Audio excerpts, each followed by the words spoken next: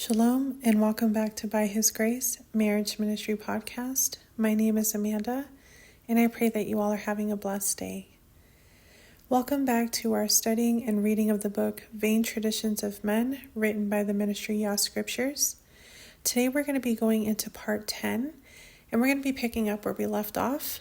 We're going to be talking about tithing and then we're going to be taking a look at Jewish traditions as well.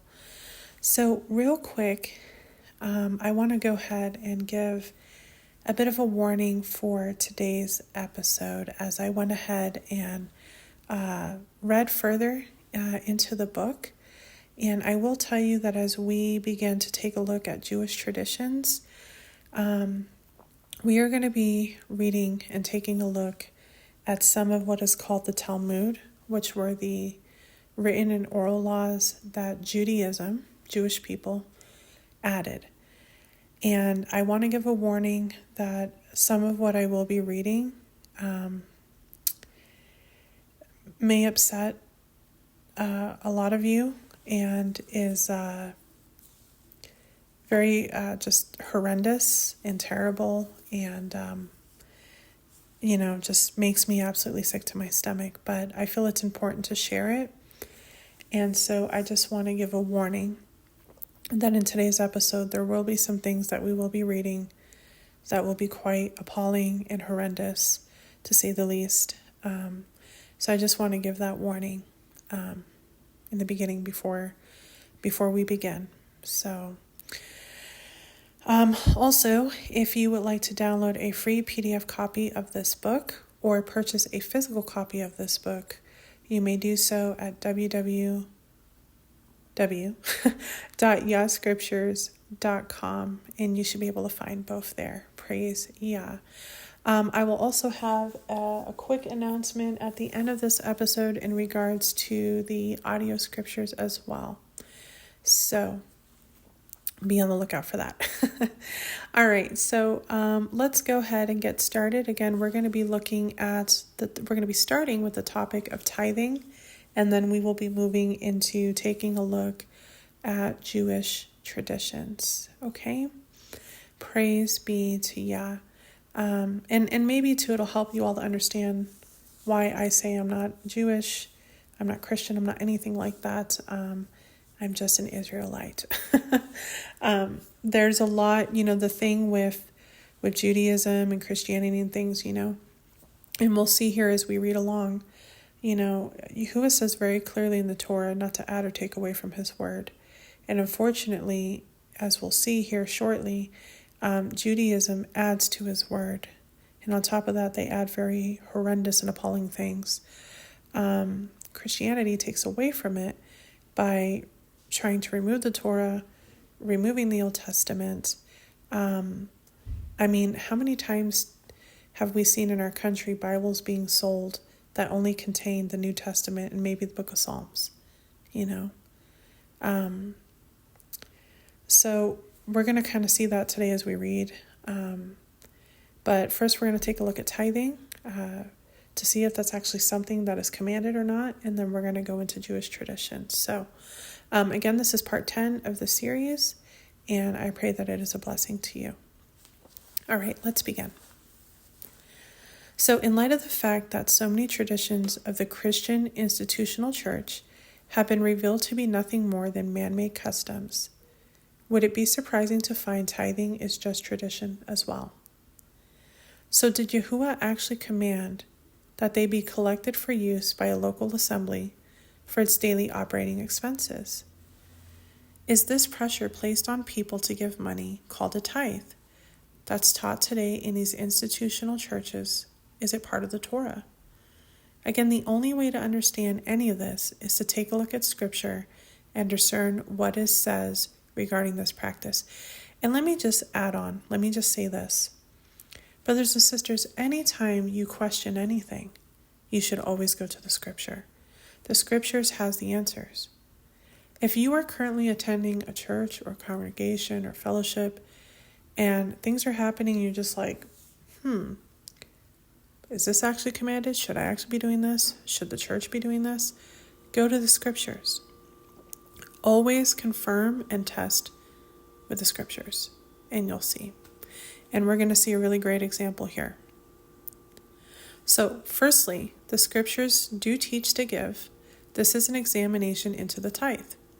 The purpose here is to gain an understanding of what Yahuwah's word says regarding this subject, as opposed to what is practiced today.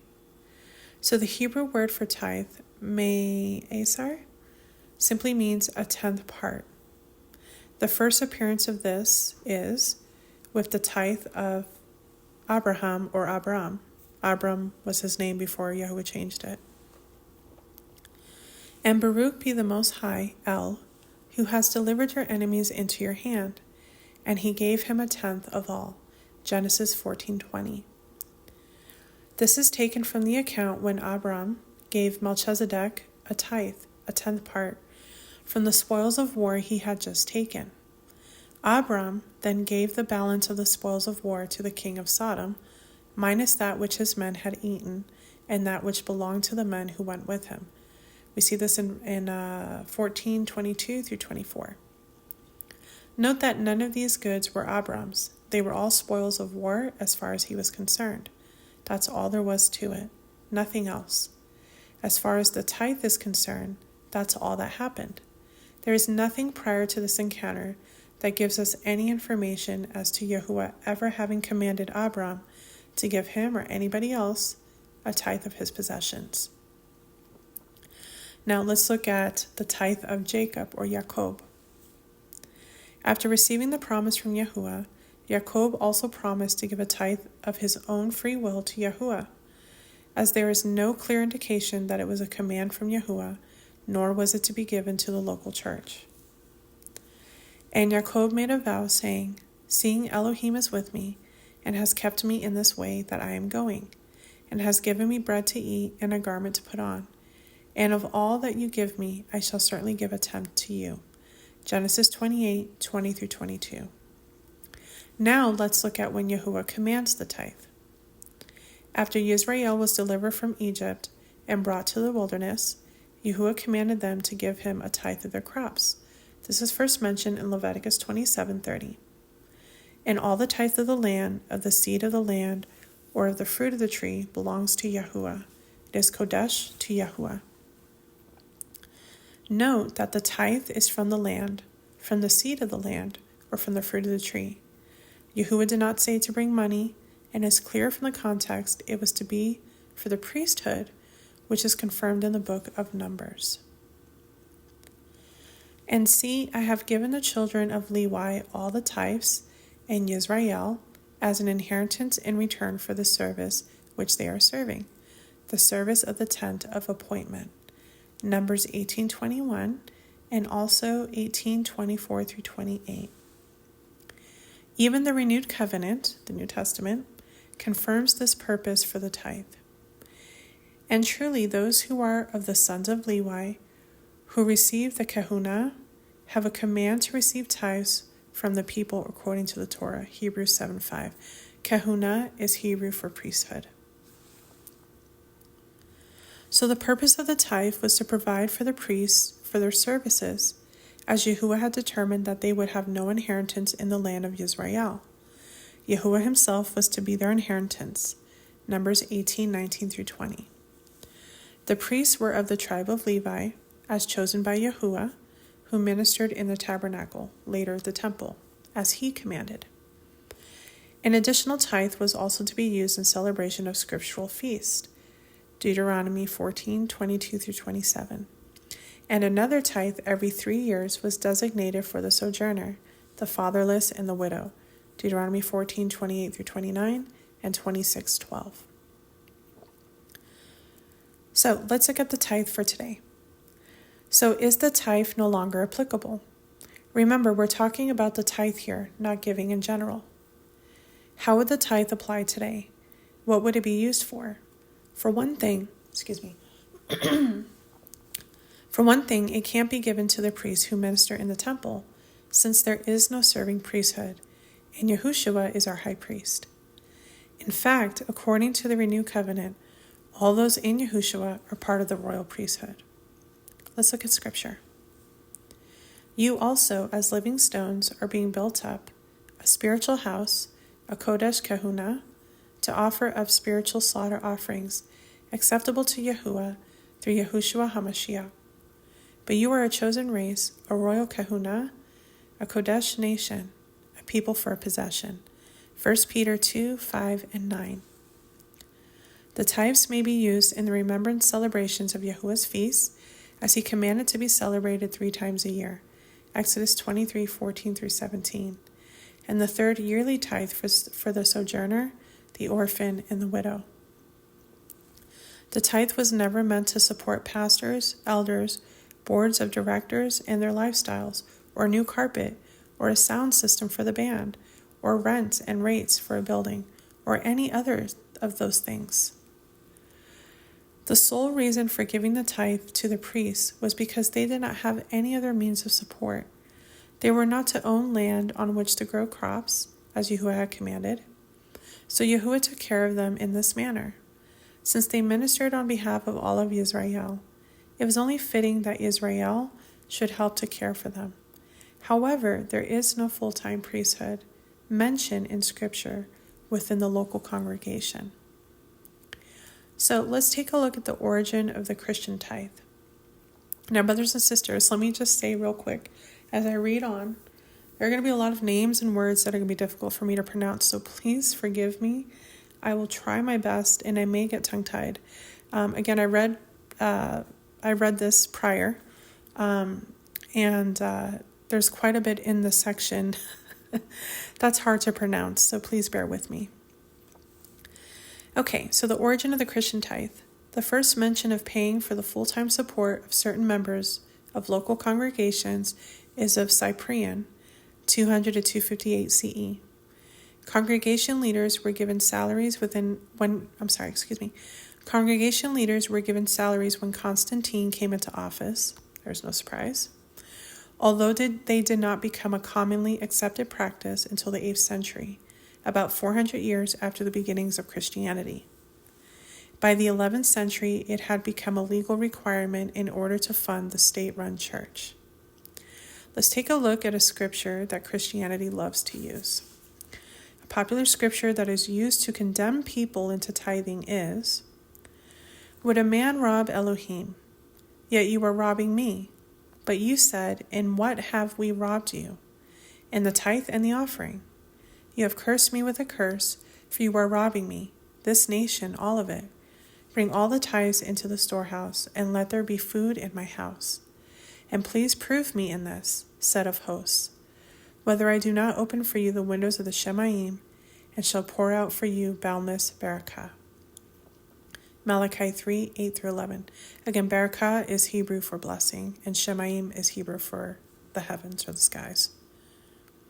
Now, when Yahuwah spoke this verse, or spoke through Malachi, Israel had rebuilt a temple in 516 BCE. However, they were back to their old ways. They were ignoring Yahuwah and his commandments. The problem with using the scripture to justify tithing in the local assembly is that, once again, Yahuwah is speaking of bringing the tithe of food to the storehouse for the priesthood. You can't spiritualize these passages to mean something other than what they actually do mean. They must be taken in context and not out of context. Don't you find it odd that considering Christianity does not want to come into Yahuwah's covenant by keeping the commands, that churches should even propose keeping the Old Testament command? And that is so true, brothers and sisters. It's one thing I've noticed with Christianity, and no offense to anybody, but Christianity loves to completely dismiss the Old Testament, but they will cherry pick stuff out of the Old Testament that works to their benefit. And that's not okay. That's not right. That is not right at all. But I see this often within Christianity. Now, what about giving? In Scripture, giving is always encouraged. Those who have much should help those who don't have much, and the Torah actually commands to support the poor in Leviticus 25, 35 through 37. The problem in giving relates to the condition of the heart. Many people give money to get something in return, and many other people ask others to give so that they themselves will get the money. It's sad, but it's true. So in conclusion, with tithing, By now it should be clear that tithing, as dictated by Christianity, is not at all scriptural. One is not to be in such bondage to give money for unscriptural things, such as paying for full-time staff or even one person, let alone church rates, chandeliers, and a new car for the pastor and their lifestyle. Okay, so now we're going to take a look at Jewish traditions. And again, as I read through this, I will be sharing some things that will be very difficult to hear and are quite appalling and just horrendous. So just giving a fair warning in advance. It's hard for me to read as well, but I feel it's important to share. It's important to know these things. Okay. All right, so let's go ahead and take a look here at Jewish traditions.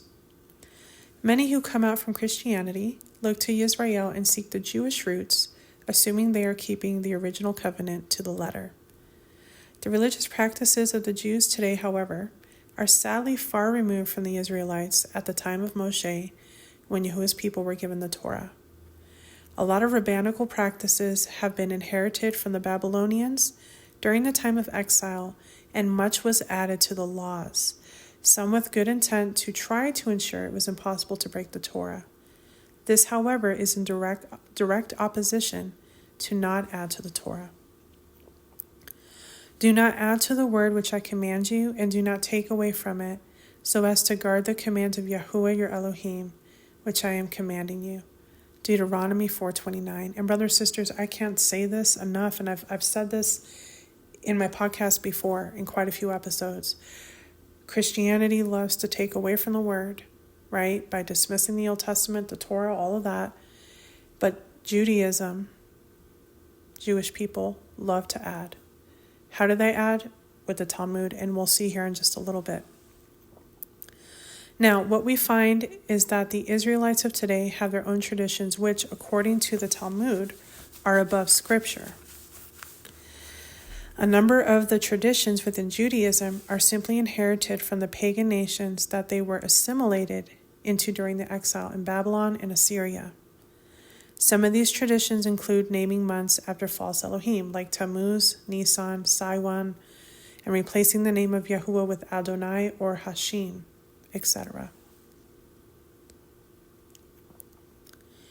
So let's take a look at some of the things that is being done in Judaism today that are not commanded anywhere in Scripture. So we're going to first look at the kippah. Should men of Yahuwah today wear the customary kippah when they pray, attend religious services, or go about their daily business? Obviously, Orthodox Jews do this very thing. Many feel this custom identifies them as being Jewish. Some Messianic believers have also adopted this custom and claim it is derived from the fact that Aaron and the priests of ancient Israel wore a turban or hat when performing their sacred duties. What about the wearing of the kippah? So the custom of men in general wearing a kippah or head covering for religious purposes is nowhere mentioned in Scripture. From Genesis to Revelation, there is no such commandment or even any indication that men of Yahuwah wore head coverings for religious identification or worship purposes. Josephus nowhere mentions such a custom, nor do any ancient Jewish authorities. During the time of Yahushua, men in general did not wear any separate hat, head covering, or the like. Their robes, on the other hand, often include a hood, which could be worn over the head for protection from the sun or the wind or dust storms.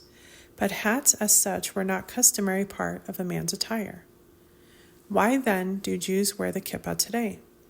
And why do Roman Catholic priests and bishops, the Pope, and Muslims also wear a similar head covering? The only biblical mention of the wearing of hats or turbans for religious purposes is found in the headgear Yahuwah prescribed for the sons of Aaron. The priestly attire included the long shirt of fine linen, the work of a weaver, a turban of fine linen, and the turban ornaments. I apologize about my voice, brothers and sisters. The turban ornaments of fine linen, and short trousers of fine woven linen, and a girdle of fine woven linen. Exodus 39:27-29. Is that how all righteous men are to dress today? Not at all. That was special for the priest and was part of their priestly duties. We today Excuse me. Goodness, I hope my voice isn't going out. I apologize. We today are not the Aaronic priests serving in the temple. They also had to wear white linen trousers and go barefoot when they served in the temple. So should we be required to do that all day long? Of course not. Some argue that believers are priests, and therefore we should follow the example of the priests of Israel when they perform their duties in the Kodesh place. This argument, however, does not work either. Yes, as Yahuwah's people, we are considered a Kodesh priesthood, spiritually speaking, 1 Peter 2:5. But so was all of ancient Israel. Yahuwah declared at Mount Sinai to all Israel, men and women, that the whole nation of Israel was called to be a reign of priests, Exodus 19:6. But this did not mean all the men wore kippahs. Only the priests of the tribe of Levi, the sons of Aaron, were commanded to wear turbans. It is certain that in the 1st century, Yehoshua, an Israelite Jew, residing in the land of Israel, did not wear a kippah or skull cap. This custom arose in Babylonia between the 3rd and 5th centuries among the non-Jewish residents. It arose among them, among the scholars first, and then spread throughout the Jewish world, passing first to the European Jewish communities. According to the Babylonian Talmud, Nadirim 30b, Jewish children were always bareheaded. Men sometimes covered their heads and sometimes not. Remember, however, this was a late source reflecting the custom at the end of the 5th century CE. According to the Shulchan Aruch, the 16th century code of Jewish law compiled by Rabbi Joseph Caro, one should not walk bareheaded even 4 cubits, which would be 6 feet or 2 meters. See Orah Hayim 2:6. This ruling is based on the Babylonian Talmud, Kiddushim 31a. There is no doubt that this is a human Jewish tradition of men and was developed long after the fall of Judah to the Romans. Many Messianic believers in Messiah have adopted pagan and unscriptural practices and customs, such as the wearing of the skull cap or kippah. So, should Yahuwah's men wear this symbol?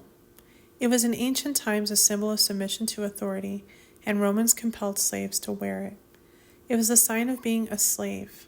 On the other hand, the Apostle Paul says that true believers are let free from sin, Romans 6:22. He says in the freedom with which Mashiach has made us free, stand firm, Galatians 5:1. As Yahuwah's free men, why should we wear a symbol of slavery? It is sadly pitiful that earnest believers don't do a simple bit of research to discover that there is no archaeological or historical record of Israelites wearing one of these anywhere near the time of the Messiah, and only came into widespread use during the 17th century. The skull cap is a tradition seen in many religions. So those religions include Islam, Zoroastrian, Catholic, Buddhist, and secular, of course. And there's some descriptions underneath each of those brothers and sisters, but I'm not going to read them. If you have the book, you can read it in your own time. Praise Yah. Okay, so now let's take a look at the Star of David. Another symbol of Jewishness that needs to be uncovered is the so-called Star of David. The symbol is that hexagram that appears on the Israeli flag. So let's take a look at the hexagram. The hexagram is not only considered a powerful symbol in occult magic, but is also found in ancient South Indian Hindu temples built thousands of years ago, symbolizing the perfect meditative state of balance achieved between man and creator, and if maintained, results in nirvana, which is a release from the bounds of the earthly world and its material trappings. So, a theory about the origin of the Star of David is that it is simply 2 of the 3 letters in the name David. In its Hebrew spelling, David is transliterated as DWD, because in Hebrew the name David is Dawid. So in Paleo-Hebrew, the letter D, what kind of looked like an A, was written in a form much like a triangle, and the symbol is formed by inverting 1 and juxtaposing the two Ds. Some researchers have theorized that the hexagram represents the astrological chart at the time of David's birth or anointed as king. The hexagram is also known as the king's star in astrological circles. In antique papyri, pentagrams, together with stars and other signs, are frequently found on amulets bearing the Jewish names of Yahuwah. Curiously, the hexagram is not found among these signs. The Star of David is a generally, excuse me, brothers and sisters, my goodness. The Star of David is a generally recognized symbol of Judaism and Jewish identity. Its usage as a sign of Jewish identity began in the Middle Ages, though its religious usage began earlier, with the current earliest archaeological evidence being a stone bearing the shield from the ark of a 3rd or 4th century synagogue in Galilee. The hexagram is, however, found amongst many other religions, including many that predate Jewish usage. So, usage by Christians, the hexagram may be found in some churches and in stained glass windows. It had not been used previously until Christianity began to accept the notion that the Star of David is an old Jewish sign. Scripture makes no direct mention of the Star of David. However, the Catechism of the Catholic Church of the year 528 refers to the star which led the wise men to Messiah as the Star of David. The Latter-day Saints, also known as Mormons, the Star of David is also used by the Church of Jesus Christ of Latter-day Saints, chiefly in architecture. Zion Christian Church, a Star of David badge, is worn by members of the Zion Christian Church. In Freemasonry, the square and compass of Freemasonry from the hexagram. It's also used by Muslims. The symbol is known in Arabic as Namat Dawood, Star of David, or Ketem Saluman, Seal of Solomon. The medieval pre-Ottoman Anatolian Turkish Beyliks of the Karamanoglu and Kandaraglu used the star on their flag. Even today, the star can be found in mosques and on other Arabic and Islamic artifacts. Kabbalah. The first appearance of the symbol in Jewish writings was in Oriental Kabbalistic writings. It is possible that it was an alteration of the pentagram under Arab influence. Okay, Hinduism and Eastern religions. 6 pointed stars have also been found in cosmological diagrams in Hinduism, Buddhism, and Jainism. The downward triangle symbolizes Shakti, the sacred embodiment of femininity, and the upper triangle symbolizes Shiva, or Agni Tattva, representing the focus aspects of masculinity. The symbol has deep significance in Hindu ritual worship and mythology. And then finally, in Buddhism, some old versions of the Tibetan Book of the Dead contains a hexagram with a swastika inside. Okay, now, brothers and sisters, we're going to get into the Talmud.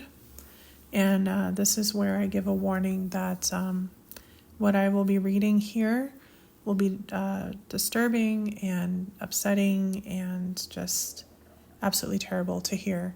But I feel that it's important to share it. So I just want to give a warning. Again, I apologize for sharing something like this on my podcast. But again, I feel that it's important. And this is real, brothers and sisters. This is what Judaism goes by, more so over the actual scriptures. Okay? So we need to be in prayer for them. Okay? And I'm not passing judgment or anything like that, but I mean, this is just, it's mind-blowing to me, and it's heartbreaking as well. So, okay, let's move on.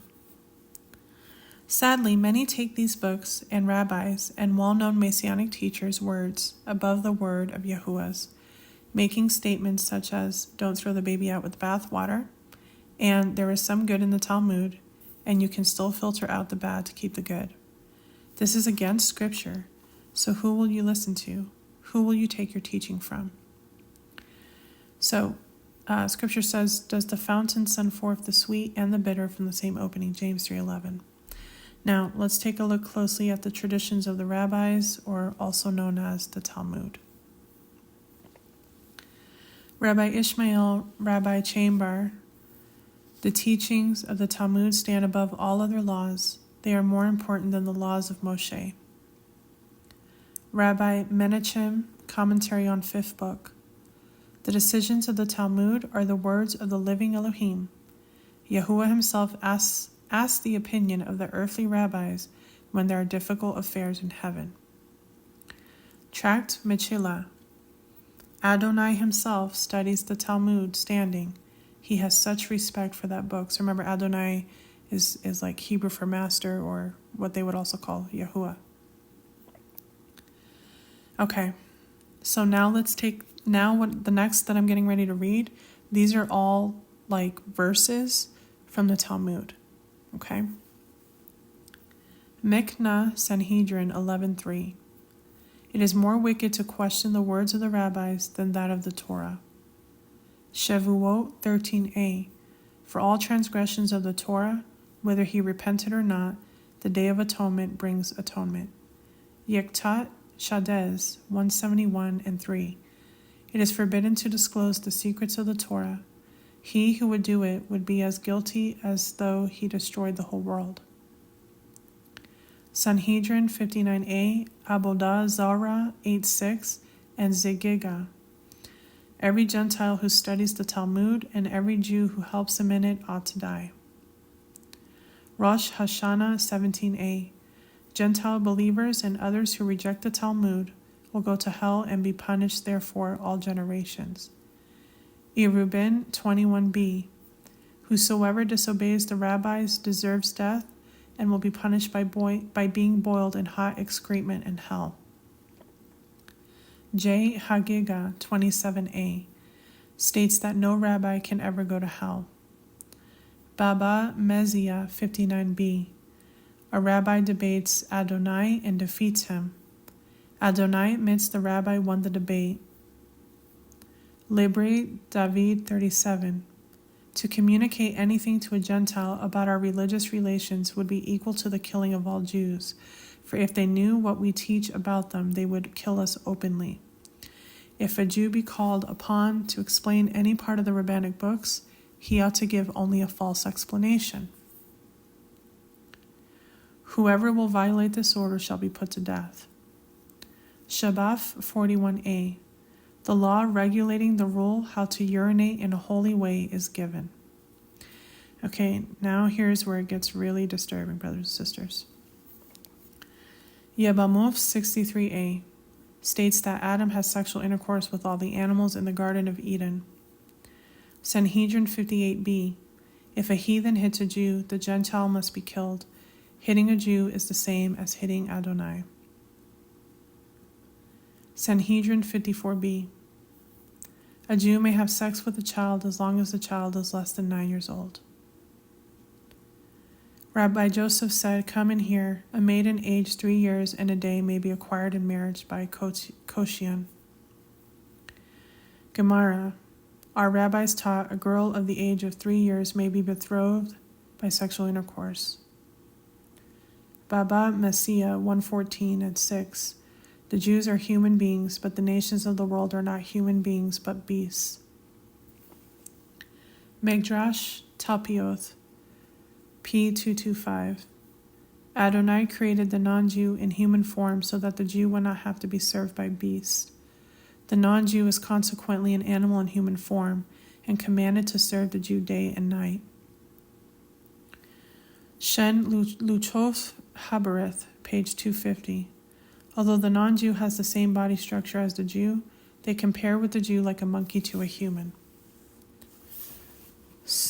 Tsapoth Jebamoth 94b. If you eat with a Gentile, it is the same as eating with a dog. Sanhedrin 106a says, Yahushua's mother was a whore. She who was the descendant of princes and governors played the harlot with carpenters. Also in footnote number 2 to Shabbat 104b, it is stated that in the uncensored text of the Talmud, it is written that Yehushua's mother, Miriam the hairdresser, had sex with many men. Sanhedrin 43a says Yehoshua was executed because he practiced sorcery. And then Sanhedrin 90a, Gittin 57a says Yehoshua is being boiled in hot excrement. And Sanhedrin 90a says those who read the New Testament will have no portion in the world to come. Wow. That is just a small portion or fraction of the Talmud. This is what these people believe in, and these are their laws. This is why when people say, "Oh, are you Jewish?" to me, I'm like, "No, ma'am, no, sir, I am not Jewish." They don't believe in Yahushua, and this is what they go by. They've added to the word, and this is what they've added. I want no part of that. And I am praying for these people. And that's why I try to explain to others that the political state of Israel, the Jewish people, are not the true people of Yah. It's very clear, and it's absolutely sad. It breaks my heart, to be honest with you. And again, I don't even know what all else there is in this Talmud that they follow. But it's very sad. The Jewish people are just as far away from Yah as other denominations and religions. So very sad. And again, I'm sorry to read that, but I feel it is important. So in conclusion, it's quite clear that man's teachings are corrupt, and the traditions of Kippas and Stars of David are pagan in origin, and believers in Messiah Yahushua ought to add them all to the rubbish piles of all teachings of man and other pagan symbols that are used to honor the Creator and the Son, including crosses and what's known as the Jesus fish. Okay, so let's. This is what we're going to take a look at last. We're going to look at Yahushua versus Jesus. Many Christians entrenched in the traditions of Christianity, upon hearing about the name of Yahuwah and the Messiah Yahushua, give the response, "It's only semantics and names don't matter because he knows our hearts." Not only does an answer like this fly in the face of all Scripture, Acts 4:12 in particular, but as this book has shown, the Almighty Yahuwah and his Son Yahushua are completely opposed to Christian doctrines and of the creations known as God and Jesus. Many may argue, before reading the evidence, that the God worshipped in Christianity is the same as Yahuwah, as they are both the one true Creator. The same argument could be put forward by a Muslim in that they worship the one true God, they just call him Allah.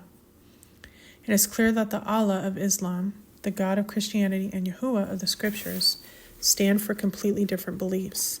It is only because most of us come from Christian backgrounds that we seem to make excuses for the pagan roots of the Christian religion that have little to do with the belief and obedience to the covenants given by Yahuwah in the Scriptures. What Christianity has done is selectively taken snippets from the Scriptures and added them to a collection of pagan practices and beliefs that are unfounded in Scripture. It's a religious smorgasbord, if you please. Remember what Paul warned. However, even if we or a messenger out of the Shemaim bring a good news to you, beside what we announce to you, let him be accursed. Galatians 1:8. And I said this before, brothers and sisters. Christianity is known for cherry picking what they want to use and what's beneficial to them, and then dismiss everything else. And they take paganism, right, and mix it in there. So let's look at defining a Christian. Practically every Christian denomination claims they are the only one being saved. Catholics claim all Protestants are doomed, and a number of Protestant denominations say the same about Catholics. Jehovah's Witnesses allege their doctrines as the only true belief, as do Mormons, Seventh-day Adventists, Brethren, Church of God, etc., etc., etc., and the list goes on. Followers of these religions all claim to be Christians, so are Christians saved? The truth is, they all have one thing in common. They are all based on the pagan Roman Catholic system. The foundation is the key. For no one is able to lay any other foundation except that which is laid, which is Yahushua HaMashiach. 1 Corinthians 3:11. As stated, Christianity believes the names are irrelevant, but is it only names that are the difference? The following is a table of what each stand for: Yahushua versus Jesus. So, with Yahushua, the name is Hebrew meaning for Yah's salvation. With Jesus, it has an Anglo-Greek Latin name linked to Zeus. For Yahushua has a father with the name Yahuwah. For Jesus has a nameless co-ruler, God. For Yahushua, obedience to the Torah and commands. Under Jesus, the law was nailed to the cross and is obsolete. Under Yahushua, one Father, one Son. Under Jesus is a pagan three-in-one true God. Under Yahushua, your body is the temple of Yahuwah. Under Jesus, it's build opulent, monumental churches. Under Yahushua, you keep the weekly seventh-day Sabbath. And under Jesus, you honor the weekly first day of the sun. Under Yahushua, you guard the festivals of Yahuwah and high Shabbats. Under Jesus, you celebrate pagan holidays such as Christmas and Easter, etc. Under Yahushua, you observe a scriptural Hebrew calendar. Under Jesus, you observe a pagan Roman calendar. Under Yahushua is salvation through favor unto obedience. Under Jesus is instant eternal salvation, once saved, always saved. Under Yahushua, believers are grafted into Israel. Under Jesus, followers are Gentile believers. Under Yahushua, saved at the last trumpet. Under Jesus, it's rapture before tribulation. Under Yahushua, you make no graven image. Under Jesus, you give your child an idol or a stuffed doll or whatever. Under Yahushua, he has given his spirit as our teacher. And under Jesus, it's set up a Roman-style hierarchy in the church. Under Yahushua, gifts and offerings to the poor and needy. Under Jesus, give a tithe for church overheads and a new sound system. Under Yahushua, forsake all. Under Jesus, you are cursed if you're not rich. Under Yahushua, do not eat unclean foods. Under Jesus is pig out on bottom dwellers. So, in conclusion, excuse me, it is clear from what this book has outlined in accord with Scripture that the religion labeled Christianity is far removed from what Yahushua the Messiah of Israel taught and the way the early believers followed, and one would not want to label oneself as a Christian. The problem, it seems, is that we all compare each other's religion with our traditions and conclude that the other is lost eternally. This is, of course, is great error. Which we also speak not in words which man's wisdom teaches, but which the Ruach HaKodesh teaches, comparing spiritual with spiritual, 1 Corinthians 2:13. For we do not pressure to count ourselves or compare ourselves with those who commend themselves, but they, measuring themselves by themselves and comparing themselves among themselves, are not wise. 2 Corinthians 10:12. What we must do is compare ourselves with the truth, and there is only one truth, which is the Word. Kadosh them in your truth. Your word is truth. John 17:17. Get out your scriptures, put aside all your vain traditions and preconceptions, and study the scriptures to see if these things are so. Let's take a look at mixed worship. What we have seen so far is that Christianity is a blend of truth from the Word and practices and beliefs borrowed from the pagan nations, which the scriptures define as mixed worship. The Israelites did the same when they strayed from the commands and Torah given by Yahuwah, and it continues to this day. But they did not obey and did according to their former ruling. So these nations were revering Yahuwah and served the carved images, both their children and their children's children, as their fathers did. They are doing to this day. 2 Kings 17:33 and 41. As we have seen throughout Scripture and even to this day, believers are making all manner of excuses to copy the customs and traditions and even lifestyles of this wicked world. For religion and holy days to governments, schools, birthdays, entertainment, marriage, and even in death, the funeral ceremony. Every institution and custom of society has been influenced by Satan and the worship of false idols and gods. It is appalling that one can witness other people's idols on the popular social networks, and the Messiah, the Son of the Almighty, is listed alongside rock and pop stars and actors as simply another favorite. This ought not to be. Do not love the world, nor that which is in the world. If anyone loves the world, the love of the Father is not in him. 1 John 2:15. And do not be conformed to this world, but be transformed by the renewing of your mind, so that you prove what is that good and well-pleasing and perfect desire of Elohim. Romans 12:2. Adulterers and adulteresses, do you not know that friendship with the world is enmity with Elohim? Whoever therefore attends to be a friend of the world makes himself an enemy of an enemy of Elohim. James 4:4. Clean and undefiled religion before the Elohim and Father is this: to visit orphans and widows in their affliction, and to keep oneself unstained from the world. James 1:27. We are commanded to come out from among them and be separate. 2 Corinthians 6:17. We are called to be a Kodesh people to Yahuwah, a perfect bride for his Son, clothed in righteousness. From the original law through to the final chapter of Revelation, the command to be Kodesh, which means holy and set apart, is one of the most frequent commands from Scripture, echoed over and over. Be Kodesh, for I, Yahuwah your Elohim, am Kodesh, Leviticus 19:2. And you shall be Kodesh to me, for I, Yahuwah, am Kodesh, Leviticus 20:26. As the one who called you is Kodesh, so you will also should become Kodesh in all behavior, because it has been written, Be Kodesh, for I am Kodesh. 1 Peter 1:15 and 16. He who is righteous, let him be more righteous. He who is Kodesh, let him be more Kodesh. Revelation 22:11, Ephesians 1:4, Ephesians 5:27, Hebrews 12:14, and 2 Peter 3:11. It has been exposed in this book that so many of the celebrations and traditions practiced by Christianity are borrowed from pagan unbelievers, and Scripture warns of yoking ourselves to those sorts. Do not become unevenly yoked with unbelievers, for what partnership have righteousness and lawlessness, and what fellowship has light with darkness? 2 Corinthians 6:14. So we're going to end there, brothers and sisters, and we will pick up where we left off in part 11 with was the New Testament written in Greek. That'll be the next thing that we will be looking at. So I pray that this episode was a blessing to you all. Again, I apologize for some of the things that I read today, but felt it was important to do so. I'm going to go ahead also and stop there because I have an announcement that I want to make in regards to the audio scriptures that I've been doing.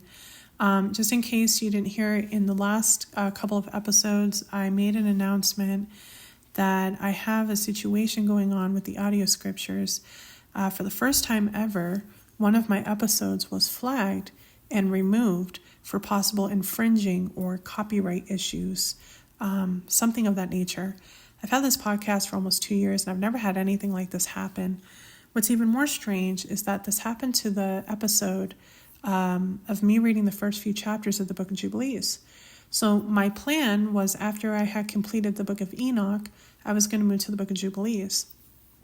And I did that, and I read the first 4 chapters and published it. And as soon as I published it, about 15 minutes later, I received an email about this possible infringing and that they removed the episode. And it's strange to me because I've read a bunch of scripture. My whole podcast is about marriage and family, but as I started this project of the audio scriptures, I've read, all of the 12 testaments of the patriarchs.